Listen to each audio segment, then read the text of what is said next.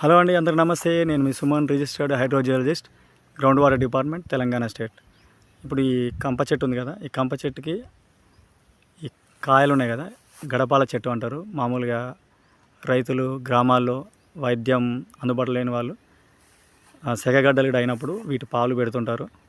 అయితే అది వైద్య శాస్త్రంలో ఉపయోగపడుతుంది. కానీ గ్రౌండ్ వాటర్కి సంబంధించి ఈ చెట్లు ఉన్న దగ్గర, అంటే ఈ చెట్టు మొదటి భాగం దగ్గర దీని పరిసర ప్రాంతాల్లో ఒక 5 మీటర్ల దూరంలో బోర్ వేస్తే 2 ఇంచుల నీళ్లు ఖచ్చితంగా పడతాయి. అంటే జస్ట్ లైక్ పుట్టగడ్డలు ఉన్న దగ్గర నీళ్ళు ఎట్లా పడతాయని మన పూర్వీకులు చెప్పేవాళ్ళు. ఎందుకంటే అప్పుడు సైన్స్ అనేది అందుబాటులో లేదు కాబట్టి ఎక్కువగా చెట్లు మొలిచిన దగ్గర, గడ్డి మొలిచిన దగ్గర, చీమ పుట్టలు ఉన్న దగ్గర, సిపి తీగల దగ్గర, ఇలాంటి చెట్లు ఉన్న దగ్గర, రాయి చెట్టు ఉన్న దగ్గర, మర్రి చెట్టు ఉన్న దగ్గర, వేప చెట్టు ఉన్న దగ్గర, ఈ జీవ సంబంధిత బయోలాజికల్ ఎవిడెన్సెస్ అంటారు, అక్కడ నీళ్లు పడే అవకాశం ఉంటుందని చెప్తుంటారు. మరి